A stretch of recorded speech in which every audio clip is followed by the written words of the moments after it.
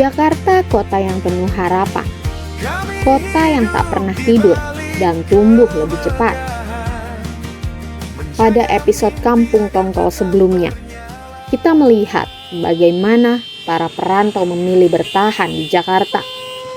Meskipun hidup dari upah harian, mereka berharap keberuntungan untuk bekal pulang ke kampung halaman. Namun disinilah cerita berlanjut. Kenyataannya, mereka harus menutup sebagian mimpi yang terurai dari pinggiran kota metropolitan. Bahkan sebagian dari mereka harus rela menetap atau berpindah ke ruang yang lebih sempit, gelap tanpa cahaya.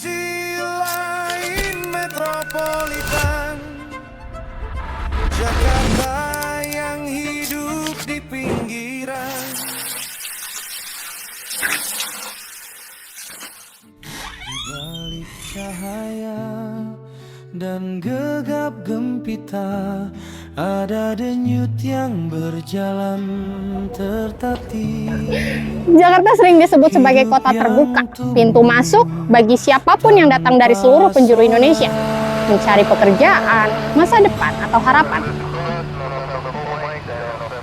Namun, sisi lain metropolitan ada di balik gemerlapnya cahaya kota Jakarta. Tersembunyi, tersusun rapi tanpa nafas panjang. Mereka membentuk satu bagian di pinggir rel, berkumpul, bercerita, tertawa, dan merapati nasib di balik cahaya. Jakarta Utara adalah wajah kota yang hidup di antara dua ekstrim. Salah satunya, Kampung Tongkol, kampung yang muncul tanpa lampu sorot. Ganggang sempit dan permukiman padat di bantaran kali.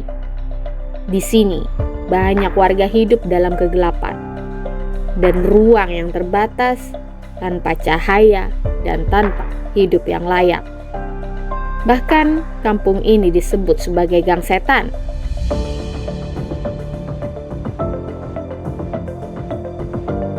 Jakarta mungkin menjanjikan peluang bagi banyak orang.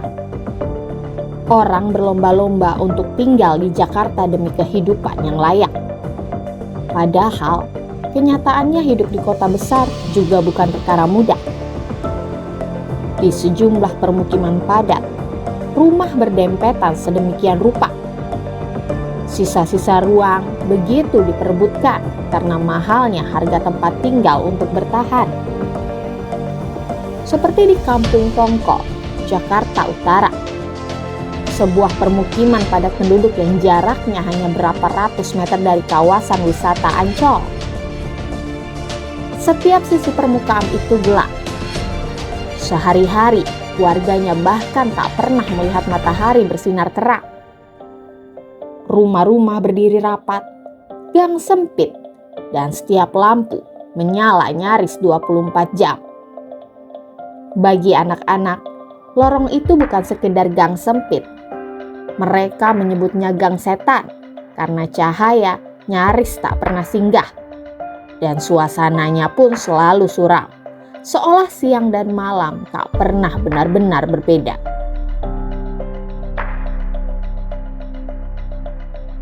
Kampung Tongkol sudah ada sejak tahun 80-an.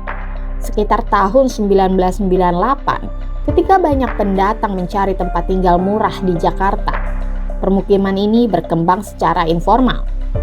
Banyak bangunan-bangunan berdempetan di area sempit, dekat rel kereta api di Kelurahan Ancol, Pademangan, Jakarta Utara. Karena jarak antar bangunan yang sangat rapat, gang yang sempit, sinar matahari jarang menembus permukiman. Kampung-kampung seperti ini bukan sekedar wilayah kumuh. Mereka adalah bentuk dari strategi bertahan hidup. Mereka yang tak mampu membeli ruang terang di pusat kota terdorong untuk bertahan di sisa-sisa ruang yang ada.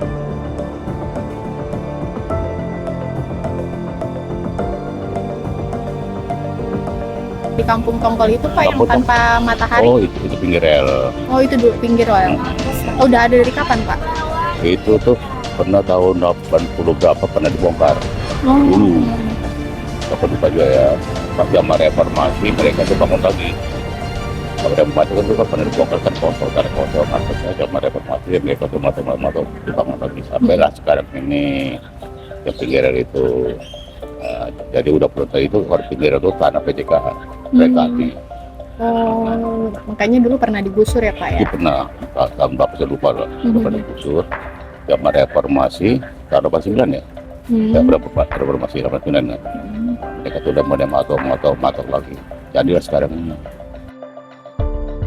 kalau diglobalisir sama kakak luar daerah sama dari sini lebih kurang 300 orang. kakak. Oh, 300 kakak. Nah, kalau jiwa tuh hitungan Lebih saya ya berarti ya? sepi. Dan kalau ada sembako sih itu ketahuannya. Keluarganya hampir 50 lebih.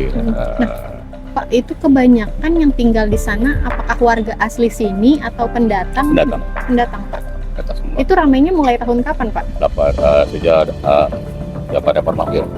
Zaman reformasi. Sesudah reformasi nggak berapa lama reformasi. Masuk di sana mulai jadi pemukiman padat itu ya Pak ya? Sampai sekarang. Makanya dulu saya larang, ya ke tanah saya, tolong ini jangan pasang di atas rotel-rotel, tapi cahaya matahari tidak masuk udara. Dukung udah saya himbau, tapi tidak himbau mentang-mentang menjadi ditutupin bikin kontrak atau kontrakan di atas yang suka sering kena DPD di situ. Cahaya matahari tidak boleh masuk karena mereka serakah. Tapi sepengetahuan kita udah bikin bangun sampai ke bibir rel kontrak itu kebanyakan orang dari mana-mana. Saya sini sejak bujang tahun 82 sudah sini. Tahun 82 sudah di sini. Kan sekarang. Itu udah berarti udah rame ya Pak ya, pas Bapak di sini tuh udah ada kampung tongkol ya Pak ya? Udah ada. Sama dulu kayak gitu keadaannya Pak? Dulu kalau saya datang ke sini, dulunya kira masih ada rumah, tapi kan terapi. Oh jadi belum sepadat ini Belum. sekarang ya?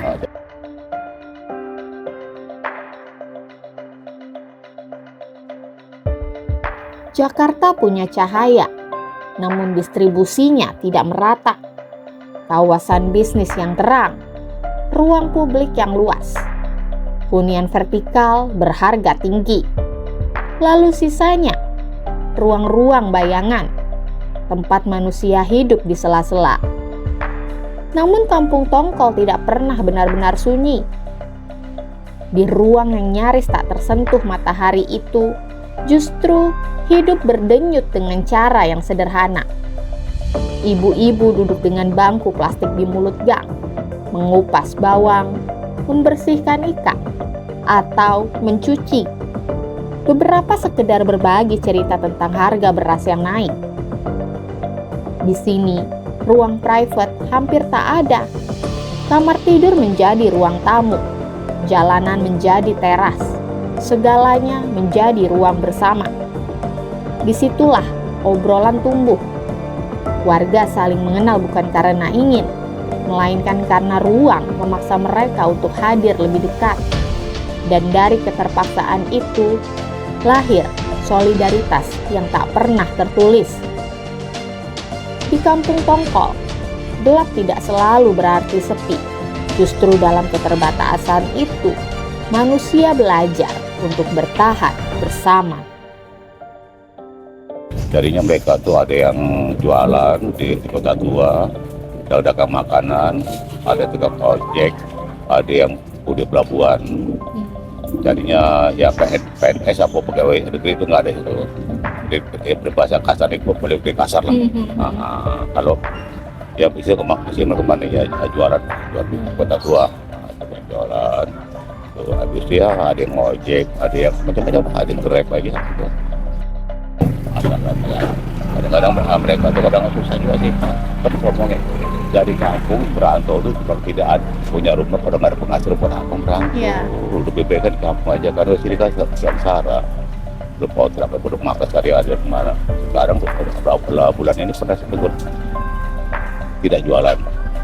Di kota tua kan hujan. Dari mana? Akhirnya mereka pada utang.